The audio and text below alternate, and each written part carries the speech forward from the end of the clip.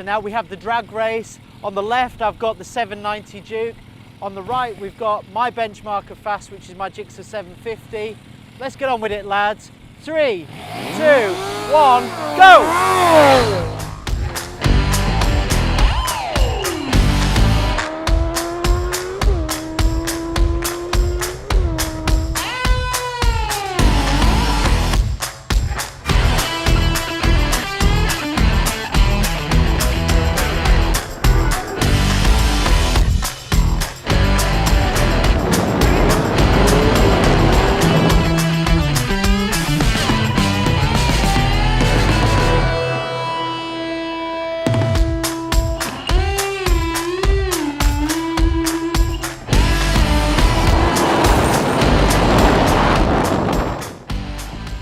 So we're back at Knox HQ. We've had time to digest the results of our little drag race. Probably the first question you're asking, who on earth puts a 790 Duke against a gsxr 750?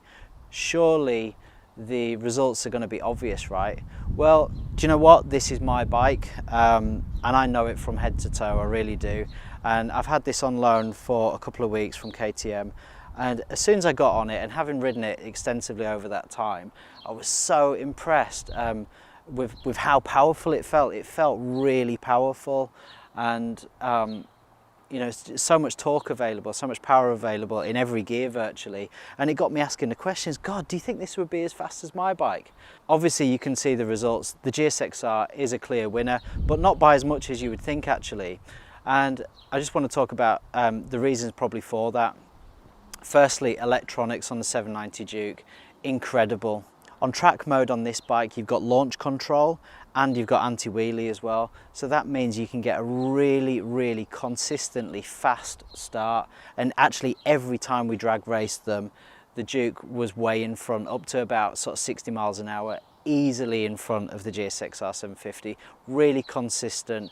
It literally enables you to put every single last horsepower of this motor down onto the tarmac, you know, consistently. Whereas obviously the gsxr, the power delivery is different. It's much higher up the rev range, so you've got to get to about 10,000 RPM before you really get into that power band.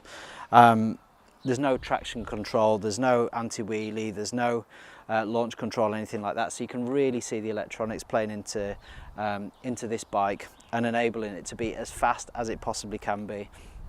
So then up to about, what, 80 miles an hour, they're probably about even Stevens actually, considering the launch this gets.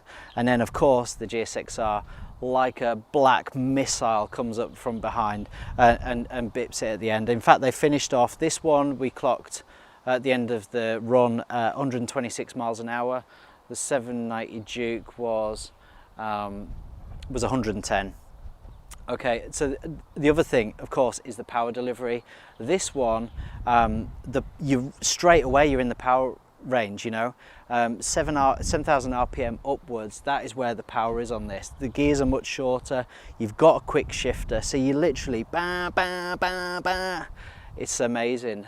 So I think we finished at 110. I think we were just going into 5th gear by that point.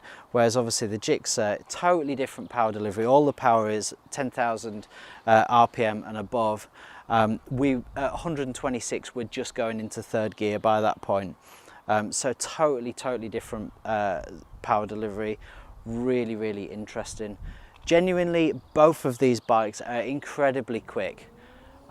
Dynamically on the road, on sort of twisties and stuff, I might actually say that this one would be probably faster dynamically on that kind of terrain, that kind of road.